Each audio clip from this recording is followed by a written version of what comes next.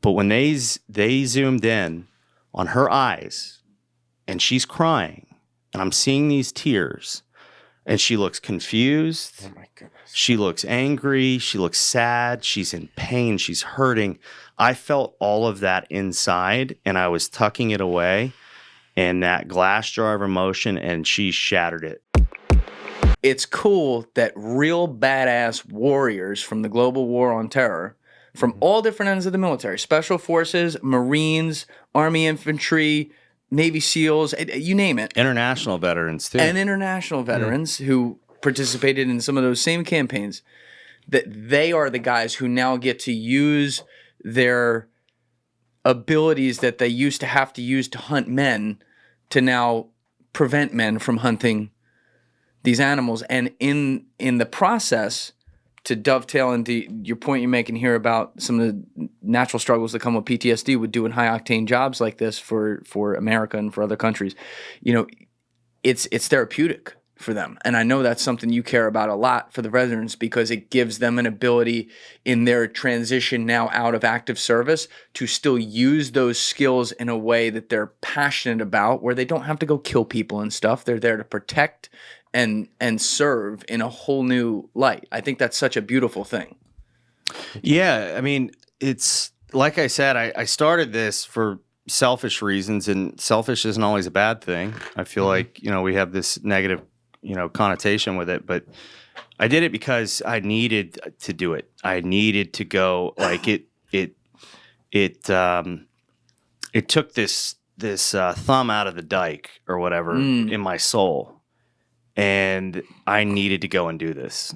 But in time, you know, I originally I knew that I needed other veterans. I couldn't just do this by myself. You know, I'm not Rambo. But I didn't. Kind of. Come on. A little bit. Yes. Danny Hall. No, he actually might be. Jesus. Don't even get me started on Danny Hall. Oh my God, I was almost very appropriate there. But, you know, I in time, you know, just talking to these veterans and noticing, you know, I didn't talk to them about it, but watching them change. Why? Like, I used to walk around when I got out of the Marine Corps until I started Vet Paul. I had a black cloud over my head at all times. You ever, I mean, anybody that's depressed, you know, you have that black cloud, but I could not get rid of it. Temporarily, it would still be there, but it would just be sitting off the side when I would go volunteer at animal shelters, or, you know, I would go help out at homeless shelters, or just volunteering just really helped me, giving back, service to others. But it was still there. It was just off to the side. And when I started Vet Paw, it started to, I can't say that it totally went away, but it in time it did. I don't have that, you know, that black cloud, or sometimes it's overcast because I got stress, but the sun is there. The flowers are a little brighter, and seeing that same transition and evolution with these veterans is, man, it makes me really proud. I have to pinch myself because I'm like, you know, how am I that guy that started? And it's not just me. It's our team. I mean, I got to give Trevor Little so much respect. He's our director of operations. Been with us since 2014. The guy is a legend. Wow. And I can't wait for you guys to meet him. Yeah. Probably in Africa, because I can't pull a guy out of the country. He'll go kicking and screaming. But like seeing him especially, and he's always been a stand-up guy, but he's just always respectful, very kind since the day that I met him. But seeing him now versus when I met him, he's living life, man. He's living life. It's also like, this is the nice aesthetic part about it too. It's fucking beautiful out there.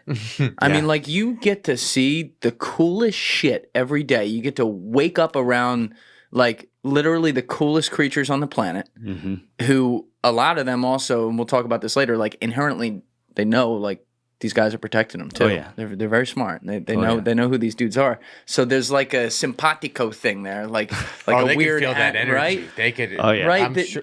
The mental. We're not worthy. The mental upswing you have to have every day from like a positive thoughts impact of that surrounding is incredible. Yeah. No, it's Oh God, Africa. Once it's in your blood, it's there forever. My wife says the same thing. Like when we have 2 small puppies, little toy poodles, and she's like, "We're just not worthy. We're not worthy of these dogs. I can't imagine when you're out there with elephants and Little toy poodles. Yeah. Chaz, go walk the dogs, please. Now. Right fucking now, Chaz. I'm gonna get my butt kicked by her. I gotta keys it. Yeah, I'm already fucked. Wait, what did we get? 25 minutes in before the first impression? Not good. We're in trouble. She made it this far. Yep. Not good. I'm sorry, Lauren. Anyway, Let's go out with a bang here. Yeah. We'll but I actually got you off at what? Just for people's reiteration, what was the initial like story? We talked about it last time, but when you were like, holy shit, I got to do this while you were working in the State Department. So I got this job with the State Department. It was cool. I was wearing an earpiece, driving around in armored vehicles, light sirens with high-profile diplomats. I was like, this is cool. That lasts for like a week or two. And then I'm like, yeah, it's not as cool as the Marine Corps.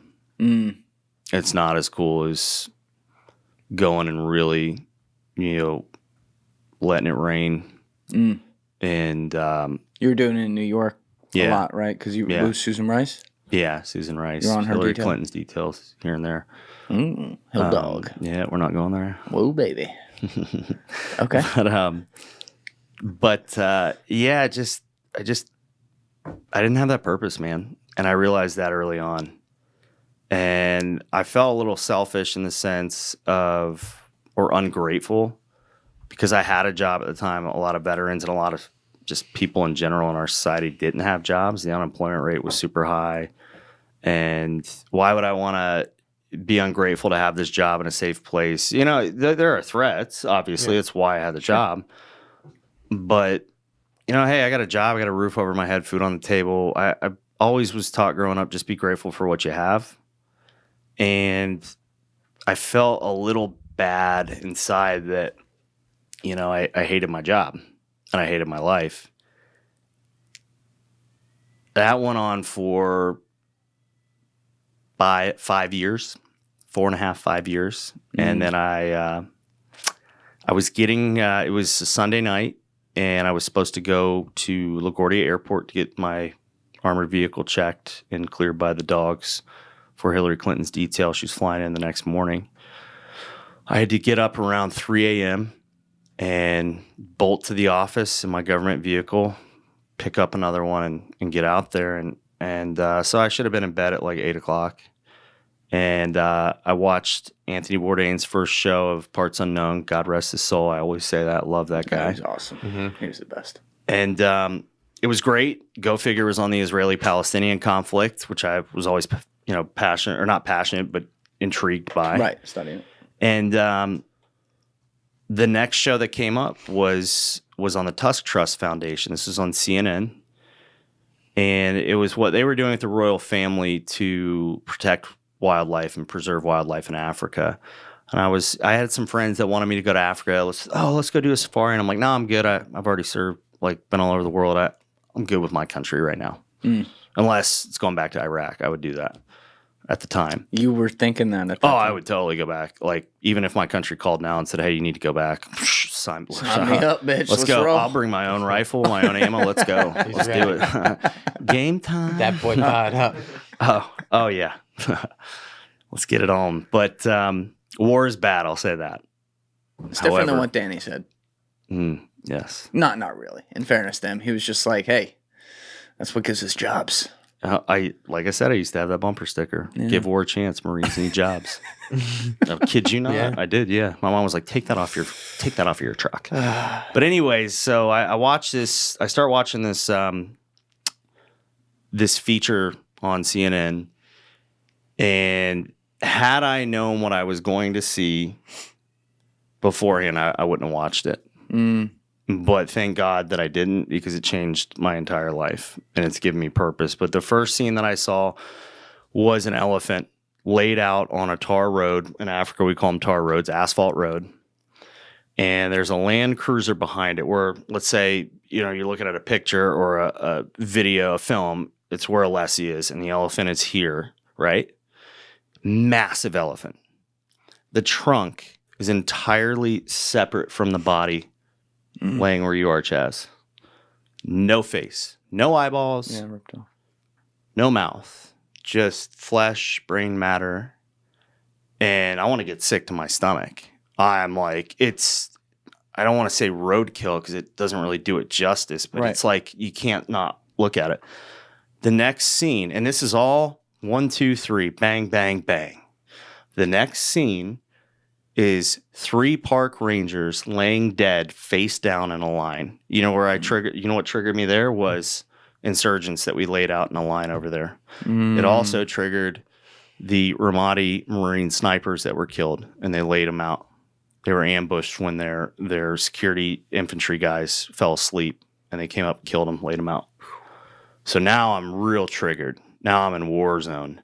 And then the third scene was a video of a white rhino cow, female, mother. Her newborn calf was lost in the bush, and a newborn calf needs milk every day, needs its mother's milk, or it's not going to survive. Flat out. It will die very quickly. And she was missing her entire, from her eyes down, navel cavity, and her entire, you could see in it, there's blood, there's flesh. They zeroed in, these conservationists are filming while they're waiting for the veterinary team to come and put this animal down humanely. Suffering horribly. And I was pissed off at first because I'm like, why are you guys filming and not helping this animal? But what the hell are they going to do? And thank God, I'd hug them today. I said this yesterday. I would hug them today and thank them for having the goal and the discipline to film that, because people needed to see that. I needed to see that. It saved my life. But when they zoomed in on her eyes and she's crying and I'm seeing these tears and she looks confused. Oh my goodness. She looks angry. She looks sad. She's in pain. She's hurting.